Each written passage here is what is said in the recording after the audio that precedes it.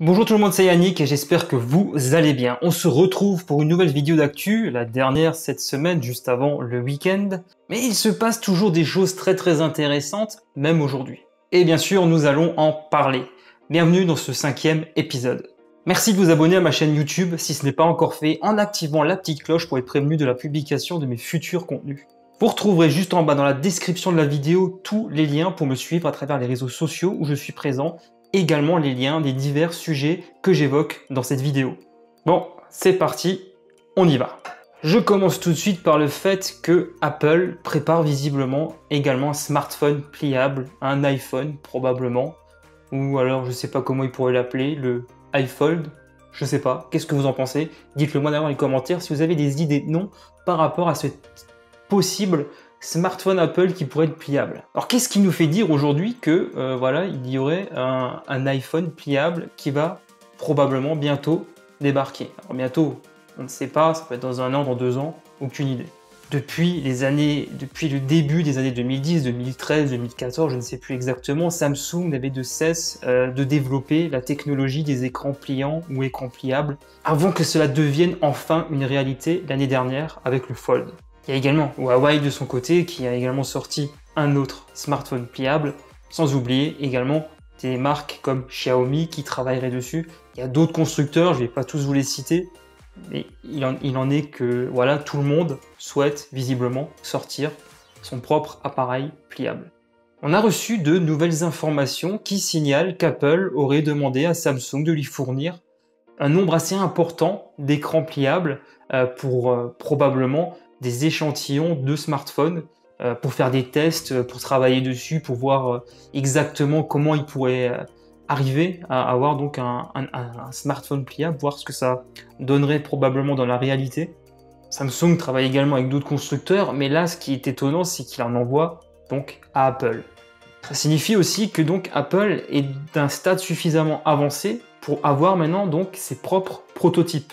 Il n'est pas aujourd'hui surprenant de voir qu'Apple se tourne vers Samsung pour justement avoir ses écrans pliables, étant donné qu'ils travaillent main dans la main déjà depuis des années, notamment sur les iPhones. D'ailleurs, Samsung espère augmenter sa capacité de production pour en fait fournir jusqu'à 10 millions d'écrans pliables par an. Selon les leaks, l'iPhone est conçu d'une telle manière qu'une fois ouvert, il ne constituerait qu'un seul et unique écran. Il n'est donc pas question d'avoir 2 affichages séparés. Enfin, il est probable, même s'il n'y a aucune certitude par rapport à ça, on n'a qu'une seule rumeur qui l'indique, que Apple sortirait cet iPhone pliable dès l'année prochaine. On verra. En attendant, on attend très prochainement la présentation officielle des nouveaux iPhones, des iPhone 12. Donc on a encore le temps de voir venir. Présent un petit peu maintenant parler de OnePlus, on va pas parler de smartphone, on va plutôt parler smartwatch, montre connectée. Il s'avère que le constructeur est en train de préparer le lancement de sa propre montre. Certaines rumeurs avaient souligné qu'il était possible que OnePlus pouvait copier le design d'une montre Oppo, mais une photo récente montrerait plutôt que OnePlus copierait plutôt le design d'une smartwatch Vivo.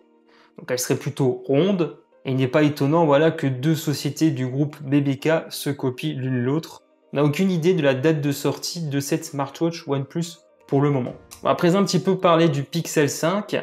Il s'avère que le Pixel 5 aurait le même capteur photo principal que le Pixel 3, puisqu'il serait encore une fois question d'un capteur de 12 mégapixels. Pour rappel, il s'agit donc du capteur photo Sony IMX363. Donc c'est un capteur que l'on trouve sur les Pixel 3, Pixel 4 et Pixel 4a. Il est curieux de voir justement que Google ne met pas à niveau le capteur, et on en sait désormais un peu plus grâce à The Verge qui a pu en fait interviewer l'ancien monsieur photo, Marc Levoix, qui travaille à présent chez Adobe.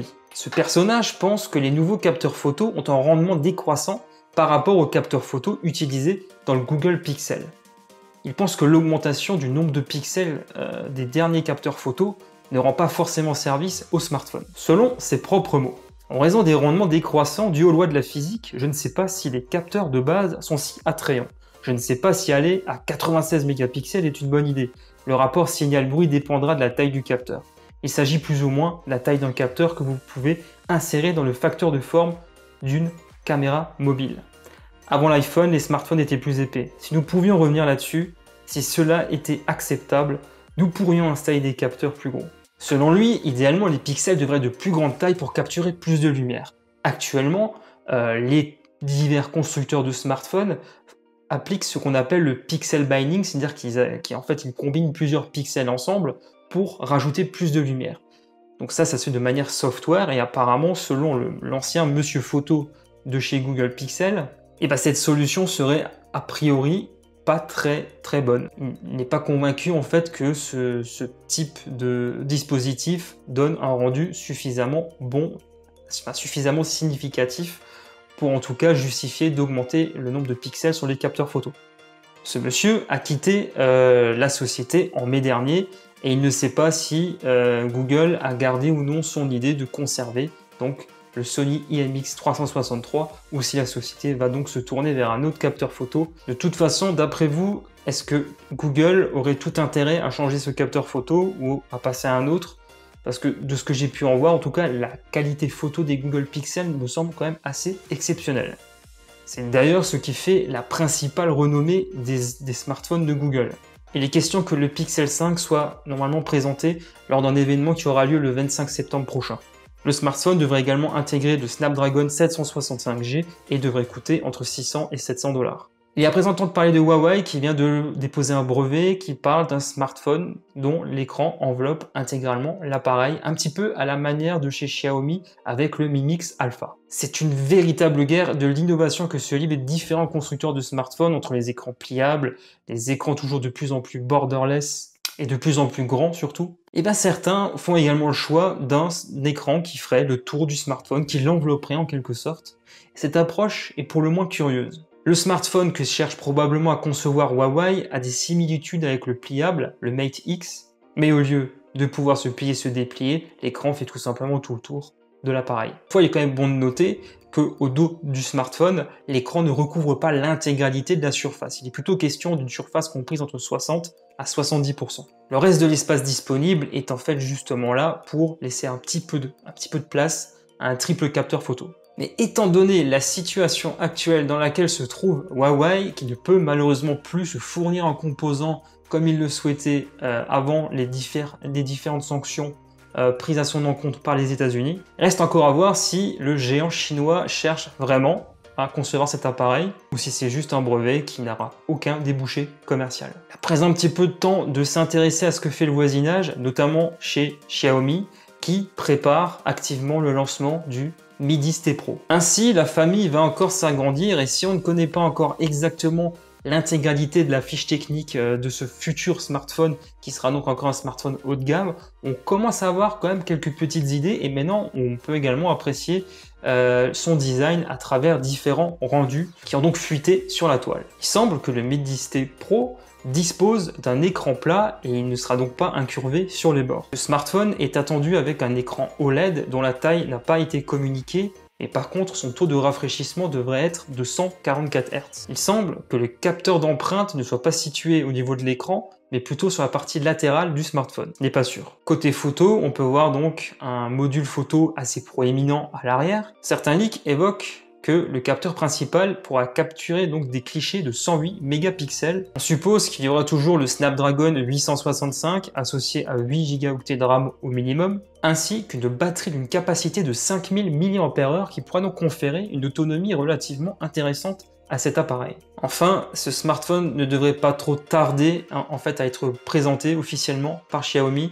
étant donné que depuis quelques semaines maintenant, la marque s'amuse sur les réseaux sociaux à teaser le futur lancement de ces smartphones. Le tarif devrait tourner autour de 450 à 500 $ d'après les dernières rumeurs. Je poursuis maintenant avec les brèves, et il semble que LG ait vu très grand, mais alors très grand, et commercialise à présent un écran micro LED d'une taille de 163 pouces.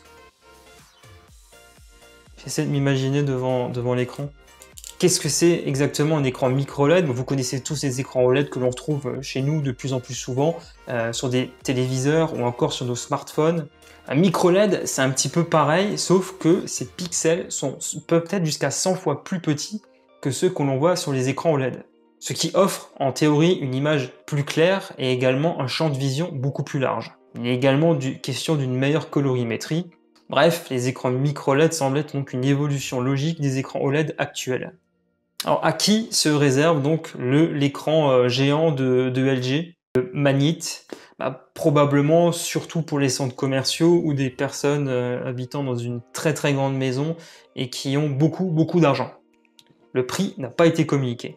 Ensuite, on repasse directement du côté de chez Google. Le Play Store prépare une refonte de l'onglet Mes applications. Il sera désormais possible de sélectionner plusieurs applications pour pouvoir en fait soit les mettre à jour ou les désinstaller, ça dépend. Au-delà de l'aspect purement esthétique, il est aussi question de l'ajout d'une nouvelle fonctionnalité qui va permettre d'envoyer une application que l'on a donc issue, bien entendu, du Play Store sur son smartphone pour l'envoyer à un autre smartphone. Pourquoi avoir mis en place une telle fonctionnalité qui s'apparente un petit peu à du peer-to-peer? Tout simplement pour des personnes qui sont dans des zones où le réseau est de faible qualité. Ça permet voilà, d'envoyer une application localement à quelqu'un d'autre. Ça peut être assez pratique dans certaines circonstances, mais que pour moi, je trouve que cette fonctionnalité n'est pas forcément indispensable. Voilà, c'est tout pour aujourd'hui. J'espère que cette vidéo vous a plu. Si c'est le cas, merci de lâcher un gros pouce en l'air pour me soutenir et partager cette vidéo, n'hésitez pas. Vous pouvez également vous abonner à ma chaîne YouTube pour ne pas rater mes prochains contenus et me suivre sur les réseaux sociaux. Les liens sont juste en bas dans la description. Pour ma part, je vous retrouve lundi à 19 h pour un nouveau tour d'actu. Passez un bon week-end, portez-vous bien. Allez, ciao tout le monde.